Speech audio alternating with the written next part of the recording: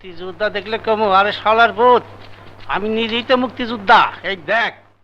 বাংলা চলচ্চিত্রের কিংবদন্তি কৌতুক অভিনেতা দিলদারকে চেনেন না এমন মানুষ খুঁজে পাওয়া কঠিন, যিনি নিজের অভিনয় দিয়ে কোটি দর্শকের হৃদয়ে জায়গা করে নিয়েছিলেন। দিলদারের মৃত্যুর পর কেটে গেছে 2 দশকেরও বেশি সময়।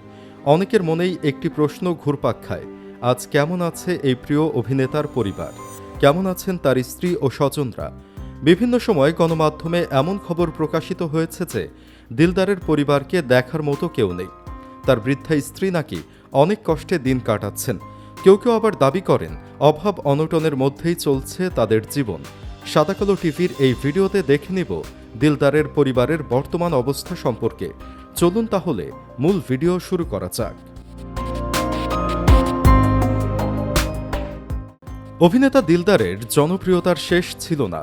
এফডিসিতে শুটিংয়ে দেখতে আসা দর্শকরা যখন দেখতেন দিলদার এসেছেন, তখন দর্শকরা নায়কদের ফেলে দিলদারকে দেখার জন্য ভিড় জমাতেন।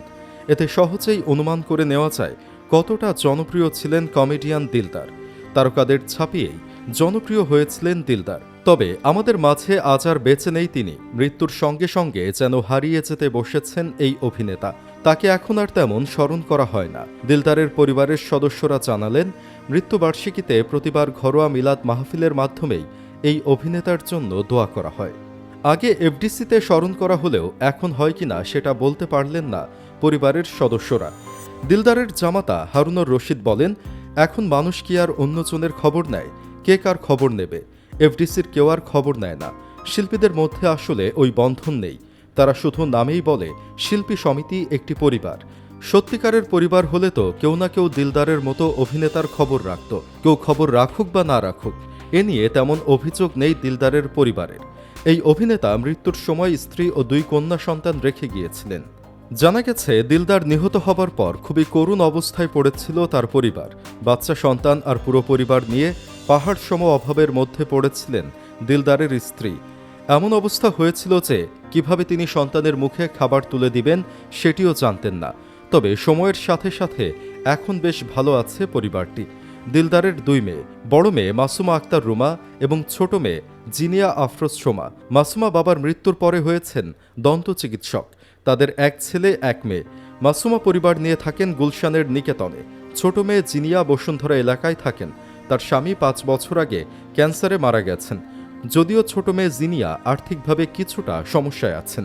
দিলদারের স্ত্রী রোকেয়া বেগম থাকেন ডেমরায়। 2 মেয়ের বাসায় প্রায়ই আসেন। মাসুমা আক্তার বলেন, আমরা আম্মাকে সব রকম স্বাধীনতা দিয়েছি। তিনি যেটা ভালো মনে করেন সেটাই করেন।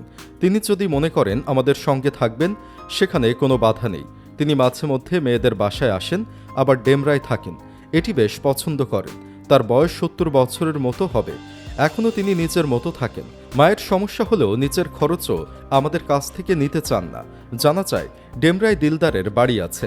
সেগুলো ভাড়া ও দিলদারের রেখে যাওয়া টুকটাক সম্পত্তি থেকে যা আয় আসে সেটা দিয়েই কোনো মতে খরচ চলে যায়।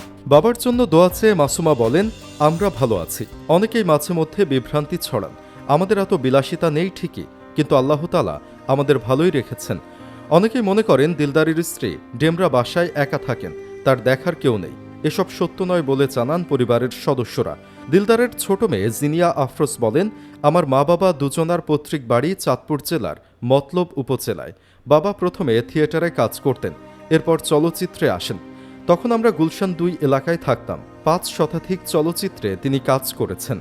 বাবা ইনকাম করতেন, আবার প্রচুর টাকা খরচ করতেন, মানুষের পাশে দাঁড়াতেন। তার মন কত বড় সেটা আমাদের চেয়েও বেশি জানেন চলচ্চিত্রে তার কাছের মানুষেরা। তার আয় যেমন ছিল, ব্যয়ও করতেন তেমন। তখন আমার মা একটা বুদ্ধির কাজ করেছিলেন, যার ফল আমরা এখন ভোগ করছি। বাবা যা আয় করতেন ওখান থেকে টাকা জমিয়ে সারুলিয়াতে একটা 5 তলা বাড়ি করেছেন। ওই বাড়িটির নির্মাণ কাজ শেষ হয় 1994 সালে। এখন 4 তলা পর্যন্ত ভাড়া দেওয়া এবং 5 তলায় আমার মা মাঝে মধ্যে থাকেন।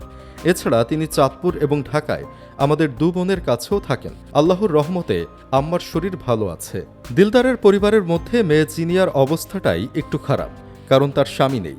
দিলদার চলে যাওয়ার পর চলচ্চিত্রের মানুষদের সঙ্গে যোগাযোগ ছিন্ন হয় বলে জানান তার কন্যা জিনিয়া।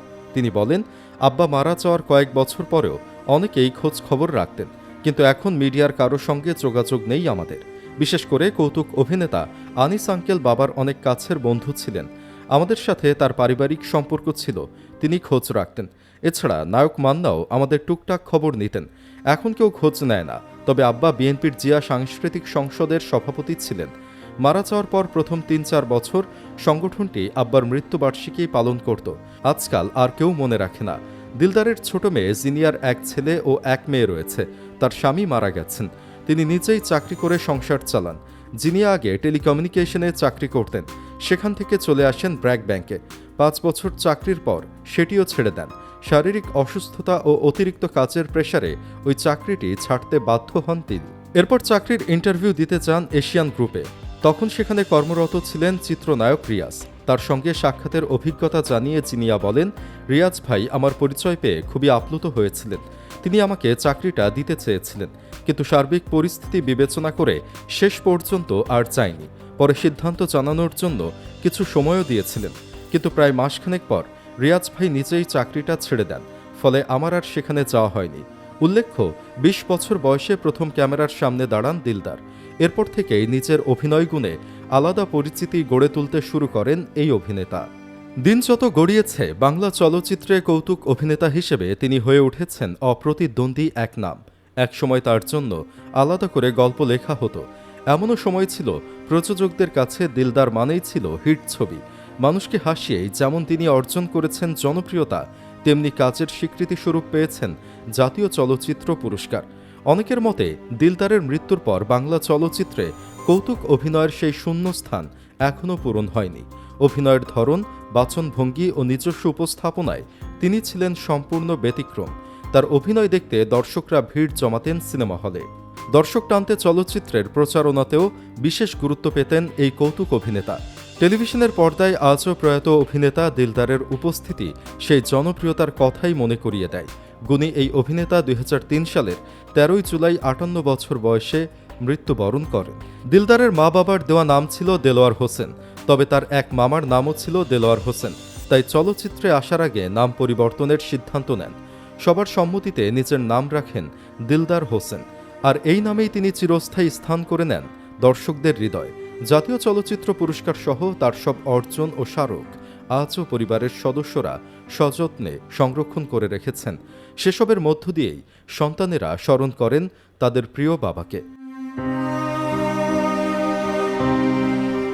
সুপ্রিয় দর্শক, বাংলা চলচ্চিত্রের কিংবদন্তি অভিনেতা ছিলেন দিলদার।